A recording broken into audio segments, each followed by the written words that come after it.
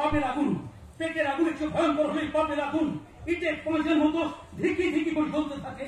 এই যন্ত্রণার হাত থেকে আমার মুক্তি নেই। 30 বছর আগে সে পাপের কথা যদি কাউকে বলতে পারতাম, তাহলে বুকের জ্বালাটা অনেক হালকা হতো। এই পুরোনো কথা যদি পাঁচকান করতে চান না, তোর গলায় ছুরি চালিয়ে দেবো। তাই দিন, তাহলে চোখের সামনে বিদ্যুতের সর্বনাশটা আমাকে দেখতে হবে না। বিদ্যুতের সর্বনাশ করতে দেখি, ঠিক?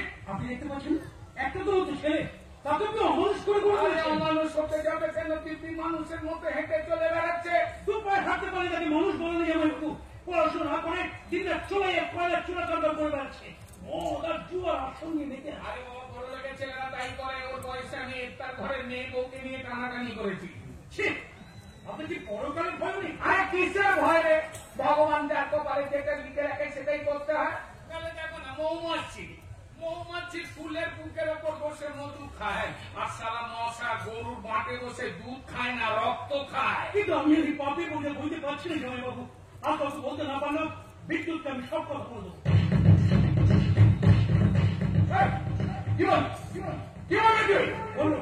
বলবো সেই ভয়ঙ্কর রাতের কথা, যে রাতে জন্ম ছিল, সেই রাতের অন্ধকারে আপনি আর আমি। তুই করেছিস, আমি কিচ্ছু করিনি। মনে রাখিস, এই কথা যদি তুই জানতে পারেন, তোকে খুন করবে, তাহলে পুলিশের হাতে তুলে দেবে। চোখের সামনে বিদ্যুতের সব মানুষ আমি কিছু হতে দেবো না। সমস্ত জানতে পারে ধ্বংসের পথে ফিরে এসে নতুন করে জীবন শুরু করতে হবে। আমার কি হবে? সারা 30টা বছর ধরে তিলে আমি যে ওকে বড় করেছি, একটা মাত্র আশায় আমার ব্যবসা বাণিজ্য এগিয়ে নিয়ে যাবে, বংশের মান মর্যাদাকে আরো উঁচু করে ধরে তুলবে। কিন্তু আমি এই পাপের বুঝে বলতে পারছি না বাবু। একটা যন্ত্রণা লাগুন তিলে তিলে আমাকে শেষ করতে চাইছে। তোর মনে কষ্টটা বুঝতে পেরেছি।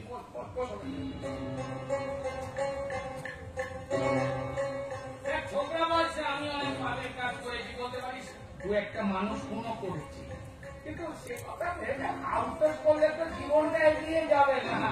সেই জন্য বলছি, এর পরেও যদি তুই কষ্ট পাস, তাহলে আর এই খুঁটটা কড়ায় চালিয়ে দিয়ে তোর সব কষ্টের অবসান করবি। ঠাকুরের নাম নিয়ে উপরে চলে যাবি, আমি ভেতরে ভেতরে তোর লাশটাকে আমি সৎকার করে দেবো। তোর মহাভারত শেষ করে দিই। কি হয়েছে ভক্তদাস? হাতের খুন কি করছো তুমি? মানুষ কি করে খুন করতে হয় হাতে কলমে ট্রেনিং দিচ্ছিলাম সালাকে। না, এখন সব প্র্যাকটিক্যাল কাজ বন্ধ করো। আরে আজকে আমাদের বিরাট বড় আনন্দের দিন। আনন্দের কারণটা কি? কারণটা হলো এতদিন পর বিদ্যুৎ বিয়ে করতে রাজি হয়ে গেছে। তাই নাকি? হ্যাঁ আছে, শোন, তোর ভাগ্নে বিয়ে করে সংসার করতে গিয়েছে। তুমি সত্যি কথা বলছো? শুনছি শুধু শুধু মিথ্যা কথা কেন বলবো? আমার ছোট ভাইকেই ভালোবাসি। তুমি গ্রাম ছেড়ে চলে যাও, নতুন করে পরিবেশে নতুন করে সংসার গড়ে তোলো। কি ব্যাপার বলো তো? তুমিও যদি এখান থেকে দূরে সরিয়ে চাইছো কেন? কারণ অনেক ভয়ঙ্কর সত্যি কথা বাস্তু সাপ হয়ে এই বাড়ির মাটির নিচে লুকিয়ে আছে। কোনো না কোনো দিন কোনো না কোনো ছিদ্র দিয়ে সেই সত্যের সাপ কাল্লাগিরি হয়ে ওদের লোহার বাসনে এসে প্রবেশ করবেই। তাই বেহুলার বেলায় ভেসে যাওয়ার আগে তোমরা গ্রাম ছেড়ে চলে যাও। সত্যি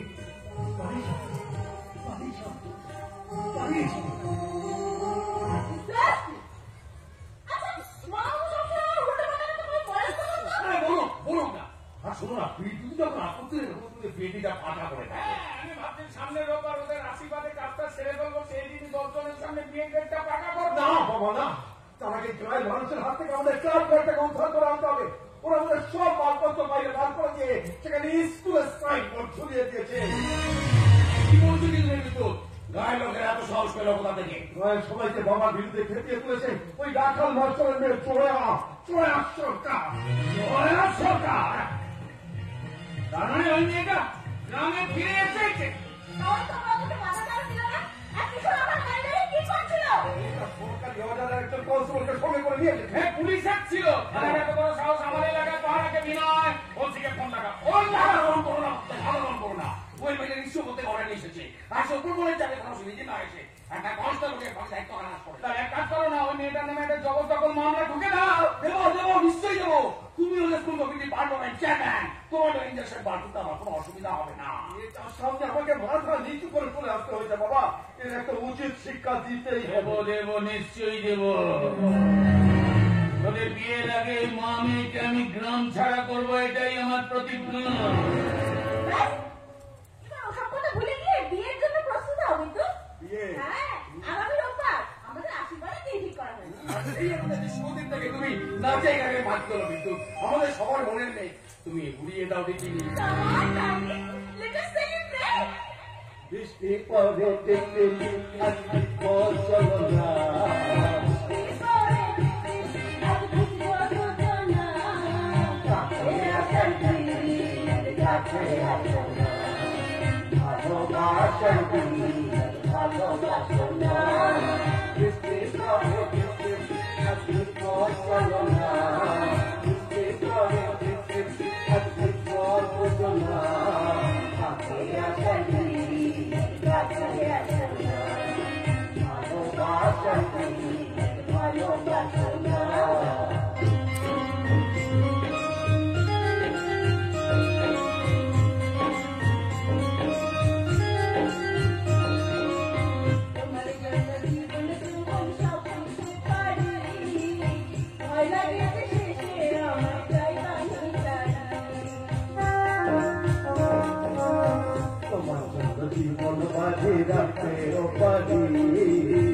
ভালোবেসে তোমার জন্য মরতেও পারি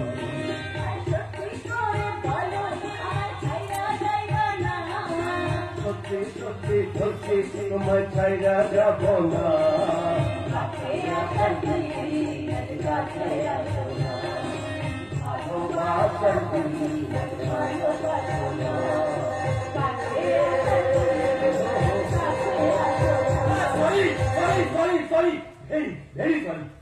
আপনাদের মেয়ের বিলের মাঝখানে আমি একটা বাস নিয়ে চলে এসেছি বাস কিসের বাস পুলিশ এসছে থানা থেকে আপনার সাথে দেখা করতে আরে পুলিশের সঙ্গে আমার কিসের দরকার নিশ্চয় কালকে ঘটনার জন্য আপনার কাছে ক্ষমা চাইতে এসেছে আপনি কথা বলুন আমি চলি কোথায় আজ থেকে আমার বিয়ে শপিংটা শুরু করেছি বাই ডার্লিং ভাই এই নন্দ থানা থেকে যে এসছে ওকে পাঠিয়ে দে তো দেখি এই যে আমি এসে গেছি স্যার কনস্টেবল গোবিন্দ ধর গোবিন্দ গোয়ার গোবিন্দ সালাম স্যার সবাইকে সালাম এই সেগুলো এই লোকটা জানলা থেকে আমাদের স্কুল থেকে বাইরে বার করে দিয়েছিল বাবা এই গোবিন্দ তোমার এত সাহস এই হল যে হল গোবিন্দ নয় গোবিন্দ বাবু বলুন এই আইন রক্ষককে সম্মান করুন give prestige and take prestige এই যে প্রেস্টিজ বাবু আমার ছেলেটাকে স্কুল থেকে বার করে দিয়েছে কেন ওটা একটু বাড়াবাড়ি করে ফেলেছি স্যার সেই জন্য তো থানার বড়বাবু আমাকে ডেকে ভালো রকম ধমক দিয়ে আপনার বডিগার্ড করে এই বাড়িতে পাঠিয়ে দিয়েছে যাতে এই গায়ের কেউ এই বাড়িতে ঢুকে আপনার উপর হামলা করতে না পারে তুমি হবে আমার বডিগার্ড সারা তোমার বডি দিয়ে কাট করবে এই যে এই লাঠি এই সরকারি লাঠি হাতে থাকলে আমি একেবারে মিঠুন চক্রবর্তী মরবো ডান পায়ে পেতে হবে বাবাই কিন্তু আমরা আমাদের স্কুলটা কি করে ফেরত পাবো আরে কোনো চিন্তা নেই স্কুল কমিটির ইলেকশন মিটে গেলে স্যার আমার ভোটে জিতে চেয়ারম্যান হয়ে ঘরের দখল নিয়ে নেবে এই স্কুল কমিটি ইলেকশন মানে আর ডিএম স্যার থানা এসে বলছেন 15 বছর ধরে নাকি স্কুল কমিটির কোনো ইলেকশন হয়নি আপনি এতদিন গায়ের জোরে চেয়ারম্যান হয়ে বসে আছেন তাই আগামী রবিবার নতুন করে স্কুল কমিটির ইলেকশন মানে ভোট হবে এই মেরেছে এই তখন থেকে তো হাসতে হাসতে আপনি দাদা হাত দেখার মতো খবর দিয়ে যাচ্ছেন আরে ওটাই তো আমার ডিউটি নিন কাগজপত্রগুলো রাখুন নমিনেশন পেপার যারা যারা ভোটে দাঁড়াতে চায় তাদের সই করিয়ে কাগজগুলো থানায় পাঠিয়ে দেবে না না না না না না না এই অঞ্চলে কেউ কখনো ভোট আসে দাঁড়ায়নি আর দাঁড়াবেও না কেন কেন কেন স্যার দাঁড়াতে পারবে না কেন এই অঞ্চলের সবার ভিটে বাড়ি টিকিদারি আমার কাছে বন্ধ করা হয়েছে আমার বিরুদ্ধে ভোটে দাঁড়াবার কেউ সাহস পাবে না আমি আশ্বাস না করে কেউ না কেউ ঠিক সাহস পেয়ে যায় ভক্ত বাবু তাই এতদিন পর এবার হয়তো আপনাকে নতুন করে হিসাবের খাতা খুলতে হবে এই সেলিম তুই বাড়ি বয়ে বাবুকে হুমকি দিতে আসছিস দাঁড়াই বক্তব্য ছাড়া ভোটার কে কে দাঁড়াচ্ছে সেই খবরটা আজ আমি নিতে এলাম হ্যাঁ তার বুকের কত বড় পাতা আছে যে আমার বিরুদ্ধে ভোটে দাঁড়াবে আপনার বুকের পাটার মাপটা এবার বদলে যাবে ভক্তবাবু এতদিন গায়ের কাছে ছিল মানুষদের সাদা কাগজে সই করলে তাদের ভিটে মাটি কেড়ে নিয়েছে এইবার তার বদলা নেওয়ার দিন এসে গেছে এটা কোনো স্কুল নয়, আমাদের বাড়ি এখানে কেউ উঁচু আওয়াজে কথা বলবে না পরীক্ষার দরবারে দাঁড়িয়ে সত্যি কথাটাকে সব সময়ই বলতে হয় সেই শিক্ষাই পেয়েছি আমি মিথ্যে জগা নয় তুমি এভাবে আমার বাবাকে অপমান করে দেখতে যাবে ভেবেছো না,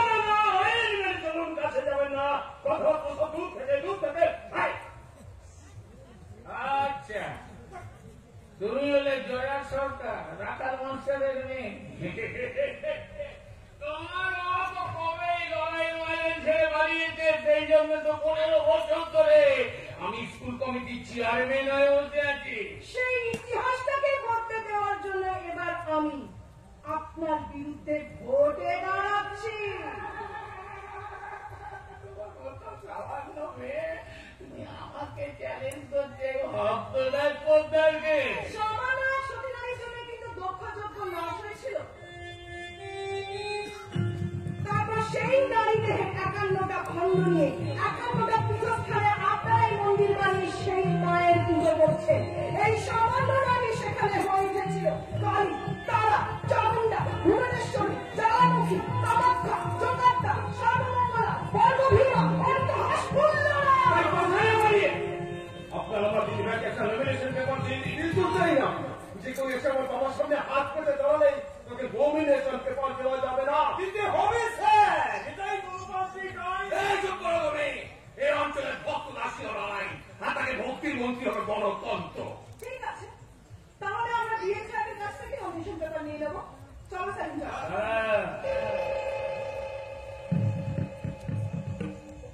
আচ্ছা, তোমার কি মনে হয় আমার বিরুদ্ধে ভোটে দাঁড়িয়ে তুমি জিততে পারবে?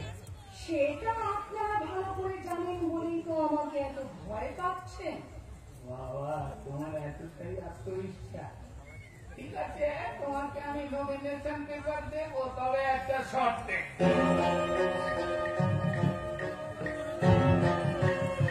শর্ত? কি শর্ত বলো? তুমি যদি ভোটে হেরে যাও, তাহলে তোমার মাকে নিয়ে চিরজীবনের মতো গ্রাম ছেড়ে চলে যেতে হবে। না, আমি যদি হতে পারে না, ভোট হারলে কেউ কখনো তুমি জায়গা ঘর বাড়ি ছেড়ে চলে যায় না।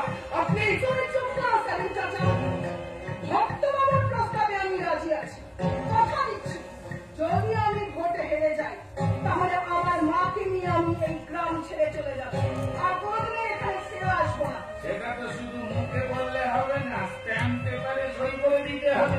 বেশ, তাই দেবো। আনন্দ, হ্যাঁ স্যার, এই যে আমার ব্যাগের মধ্যে স্ট্যাম্প পেপার। আমাকে দাও, আমি আইনটাকে কয়েকটা লিখে দিচ্ছি। ওই কলাটাকে ভালো করে ভেবে দেখো স্যার, হেরে যাওয়ার পর কিন্তু কথা ফিরিয়ে দিতে পারবেন। আমি এক কথা মানুষ, যা বলি তাই তো। এই নাও, ভালো করে পড়ে যদি সাহস পাও, সইটা করে দাও।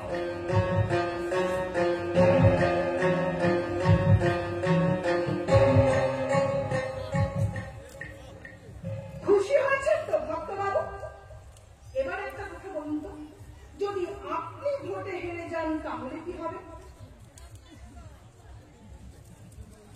আমার হারার কোনো প্রশ্ন নেই, আমি ডবল ইঞ্জিন ডবল হর্স পাওয়া। তবুও ধরে নিন, বাই চান্স কোনো কারণে আপনি হেরে গেলেন, তখন কি হবে? কিছু কল্পনা করে কোনো লাভ নেই।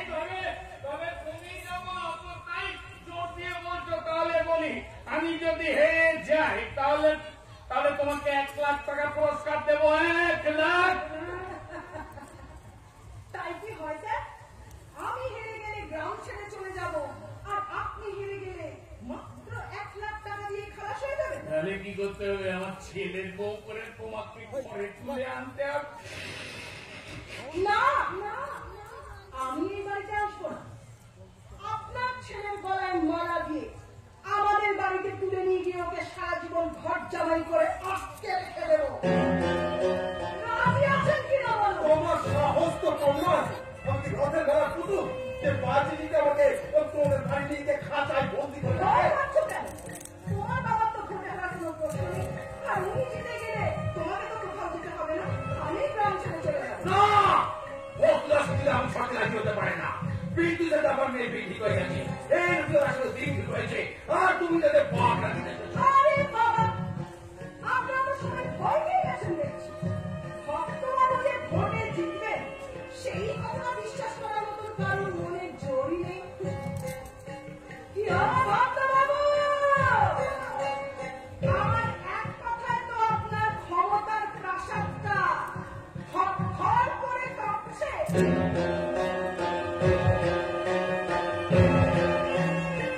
তুমি আমাকে টলাতে পারবে না। তোমার প্রস্তাবে আমি রাজি আছি। কি বলছো বাবা? কোথাকার কোন একটা মেয়ে আমাকে ঘর জমায় বাড়াতে চাও তুমি? না না না না না, এটা আমি কিছুতে হতে দেবো না ভক্তদাস। আমার মেয়ের জীবনে তুমি ছিঁড়ে মেরে যেতে পারবে না। আরে ছিঁড়ি বাচ্চা, কুকুর পালে তাল পলা তোরা তালের পলা দ্বন্দ্ব পেয়ে গেলি। এই মেয়েটা আমাকে সাত জন্মে হারাতে পারবে না, কিন্তু ওদের মা মেয়েকে গ্রাম ছাড়া করার এত বড় সুযোগ আমি হাত ছাড়া করতে পারবো না। তুমি যাই করো, কিন্তু আজ আমি তোমার পাশে দাঁড়িয়ে আমার মেয়ে জীবন নিয়ে বাজি খেলতে পারবো না, কিছুতেই পারবো না। আমি তোর বাবা, আমি তোর বাবা। আমাদের আগে কোনো যুদ্ধে কোনোদিন আমি হারিনি। দুইটা সে সামান্য মেয়েটার ভয়ে আমি ভোটের লড়াই ছেড়ে সরে যাই। কিছুতেই না, তুমি ভোটে জিতবে, আর তখন আমি ঘন্টা বাজিয়ে এই মেয়েটাকে ক্রমে পাইতে পারবো। আর যদি আমি জিতে যাই, তখন ওই বাজনদাররা বিয়ের বাজনা বাজিয়ে তোমাকে আমার বাড়িতে পৌঁছে দিয়ে আসবে। তখন কি হবে ভেবে রেখেছো তো? তুমি ভেবে দেখেছো তো পারবে? পারবে আমার মতো ছেলের সঙ্গে জীবন কাটাতে? তুমি সুন্দর শুধু একটু বদলে যাবে, কোনো সহজ শিক্ষা নেই। তুমি ভেবো না আমি মাস্টার নিয়ে হয়ে সব শিখিয়ে করিয়ে নেব।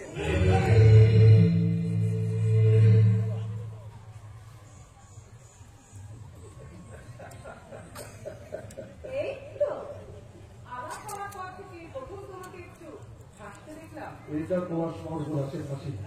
গ্রাম ছেড়ে চলে যাওয়ার জন্য তৈরি হও। স্কুলের খেলার বদলে একটা ভিখিরির খেলা তোমার হাতে ধরিয়ে দেবো। ভিখিরির খেলা। কি ভেবে তুমি এখনো দাঁড়িয়ে আছো যে? ওই স্ট্যাম্প পেপারের নিচে আপনার প্রতিজ্ঞার কথাটা লিখে একটা সাইন করে দিই।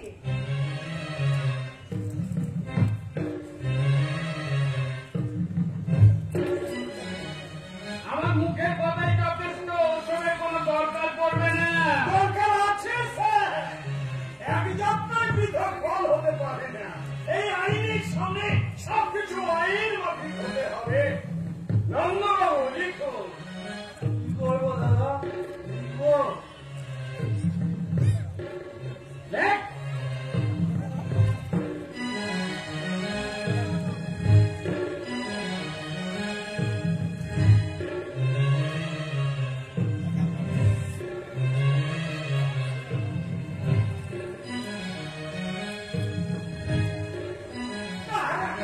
এইবার এই কাগজটা আমাকে দিন। আইনের কাগজ আইন মাফিক থানায় জমা থাকবে।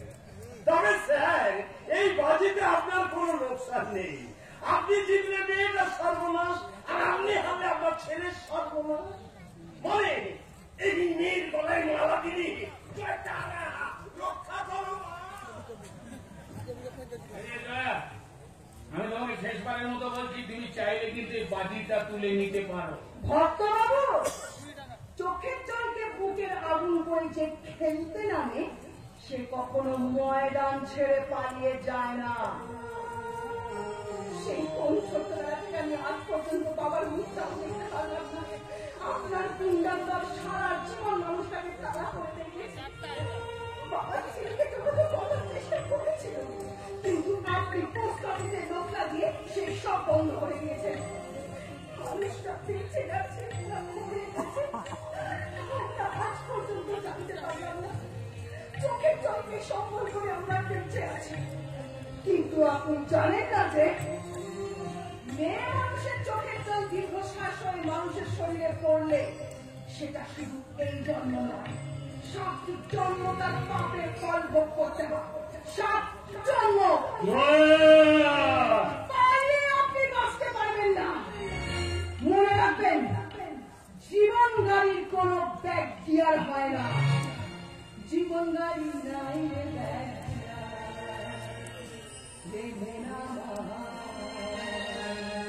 জীবন গাড়ি নাই জীবন গাড়ি নাই জীবন গাড়ি নাই সঙ্গে নিয়ম পালন করে কিছু দরকারি, সঙ্গে নিয়ম পালন করে কিছু দরকারি, ছাড়ে বাড়ি ফিরিবে না জীবন গাড়ি নাই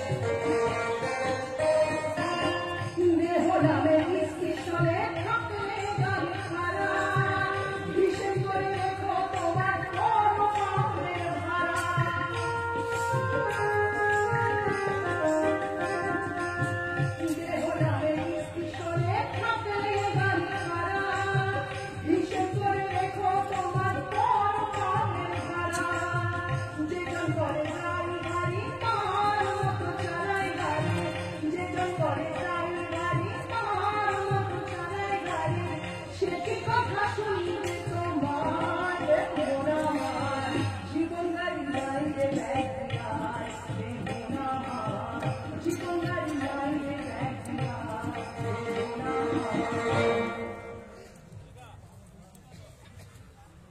মনে রাখবেন স্যার, জীবন গাড়ির কোন ব্যাগ গিয়ার হয় না।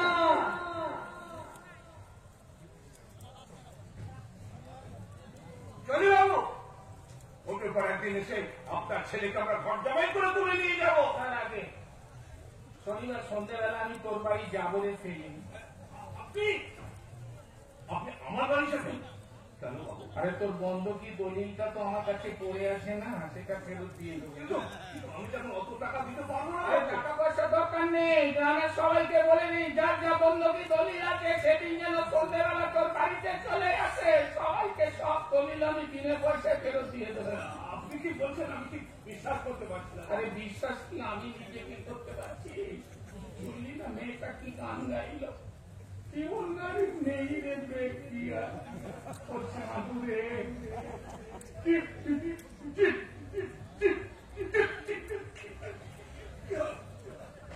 কি হলো বাবু? আপনি অমন করে খাচ্ছেন কেন? আমি মহাকবি।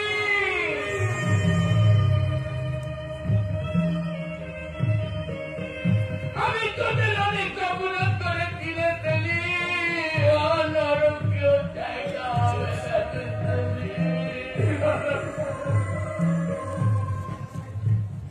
তাই তো আজ থেকে আমি প্রায়শ্চিত্তের পথে আসতে চাই।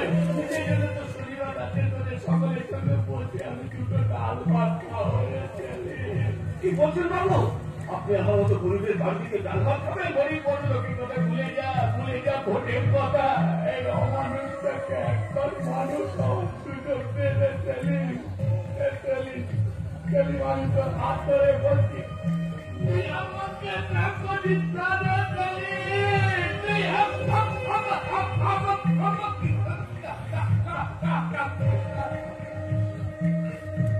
ঠিক আছে, ঠিক আছে বাবু, ঠিক আছে। আমরা আপনার জন্য ভাত রান্না করে অপেক্ষা করবো। কিন্তু এর মধ্যে যদি কোনো ছলনা থাকে সেদিন কিন্তু সেলিম হবে আপনার সবচেয়ে বড় শত্রু। কি স্যার, আপনি সত্যি সত্যি ওদের বাড়িতে গিয়ে ভাত খাবেন? যেতে তো হবে, নাহলে ওদের দলে একটা বেইমান তৈরি করবো কি করে? ওই বেইমানের মাথার উপর পাহাড় দিয়ে দাঁড়িয়ে তবেই তো আমি ভোটে জিতব। ওই দলিলগুলো ফেরত, ওগুলো আসল হবে না, নকল দলিল। কিন্তু ওরা যদি বুঝতে পেরে যায়, বুঝতে সন্ধ্যা রাতে হাতে দলিল পাবে, রোববার সমস্ত সরকারি অফিস কাছারি বন্ধ, ওগুলো আসল না নকল যাচাই করার কোন সুযোগ পাবে না। সকালবেলা উঠে আনন্দে নাচতে নাচতে আমায় ভোট দিয়ে আসবে, আর একবার ভোটে জিততে পারলে সরকার আর মাকে আমি গ্রাম ছাড়া করব। তারপর সেলিমের বাড়িতে আমি আগুন দেব। ওরা বুঝতে পারবে আমি ভক্তদের সর্দার, ডবল ইঞ্জিন, ডবল হট পাওয়ার।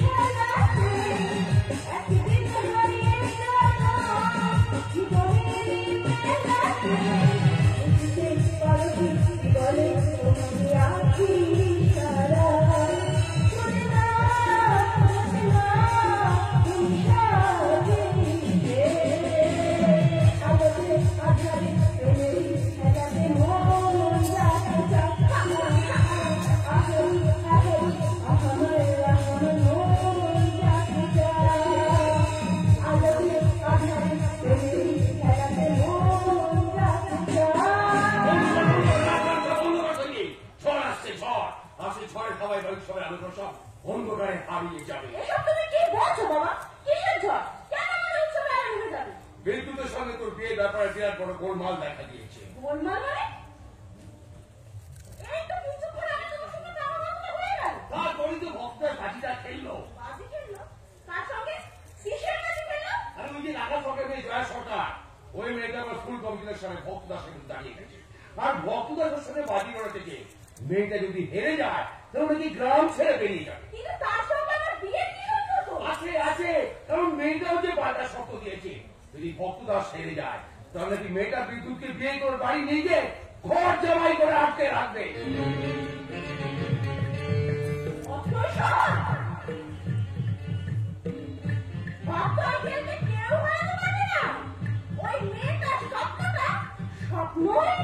তুই বুঝতে পারছিস না তুই মেয়েটা কিন্তু খুব ডেঞ্জারাস, খুব ডেঞ্জারাস।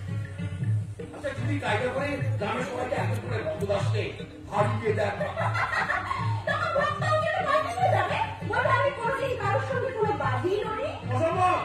আমাদের অপমান কথা কিছুতে বলতে পারবে না। আর পার্টি খাওয়ার কি ভক্ত সেটা কি নতুন কোনো ব্যাপার? হ্যাঁ, সারা জীবনে কতবার কত জায়গায় পার্টি থেকে তার সব হচ্ছে আমার কাছে আছে। কিন্তু আমার পার্টি খাওয়াটা অত সহজ হবে না, কারণ বাবু সব কথা স্ট্যাম্প পেপারে লিখে সই করে দিয়েছে, সেটা জমা আছে ধাঙ্গালো করে। তোর বাবু তো দেখছি কলির যুধিষ্ঠির, মহাভারতের যুধিষ্ঠির তো ওদের নিজের বউকে কাজ ধরে পাশা ছেড়েছিলেন, কিন্তু সেই বউটাও ছিল পরের ঘরে নেই, আর উনি কিনা নিজের ছেলেকে বাঁচতে রেখে দিলেন। ও ছেলেকে মানুষ কাটুক বেশি তো কিছু বলতে না, যদি না বিদ্যুতের সঙ্গে তোর বিয়ে ব্যাপারটা পাকা হয়ে থাকতো। পাকা কথা পাকাই থাকবে উকিল কাকা। ওই জয়া সরকার কোনোদিনই ভোটে জিততে পারবে না, সেটা আমিও জানি। কিন্তু বাইচান্স যদি পাশার ধানটা উল্টে যায়, নিয়তির খেলার মেয়েটা যদি ভোটে জিততে যায়, কিছুতেই জিততে পারবে না। কিন্তু তুই এত শিওর হচ্ছিস কেন করে? আমাদের বাবু হচ্ছে double engine, double horse power. পুকুরে ছিপ ফেলার আগে কড়াইতে তেল চাপিয়ে রাখে, আর সেই ছিপে বাবু সেলিমকে কেটে ফেলেছে। সেলিম, কিন্তু সেলিমাকে কি করবে? শনিবার সন্ধ্যেবেলা বাবু সেলিমের বাড়িতে ভাত খেতে যাবে, সেখানে সব বন্ধুকে যদি ফেরত দেবে, রবিবারে ইলেকশনে সব ভোট এসে জমা করবে বাবু বাক্সে। তাই নাকি? বাবা বাবা বাবা, আমি জানতাম ভক্তদাস কোন না কোন একটা প্যাচ মারবে। তাই না, রবিবার আপনাদের আশীর্বাদের অনুষ্ঠানটা বন্ধ হয়নি।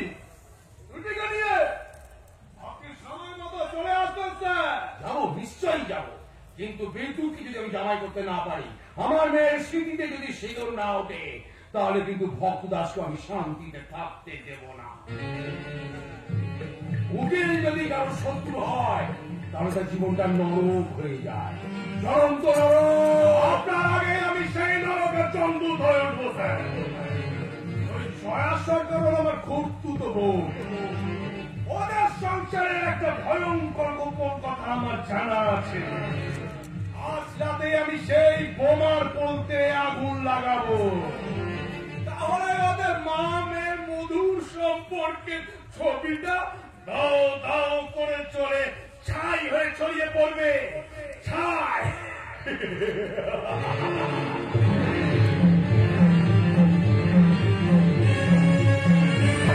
না না না, ভাবো না, আমি কিছুতেই বিদ্যুতের কথা ভাবো না। তবুও সারাদিন হাজার কাজের মাঝে আমার মনের আয়নায় ওর মুখটা বারবার ভেসে উঠছে। কেন? ও তো আমার শত্রু, কিন্তু মন বলছে বদলার খেলায় যদি জিতে যাও তাহলে ওই তো হবে তোমার জীবন সাথী, তোমার ভালোবাসার পরম ধন। না না না, ভাবো না, আমি কিছুতেই ভাবো না।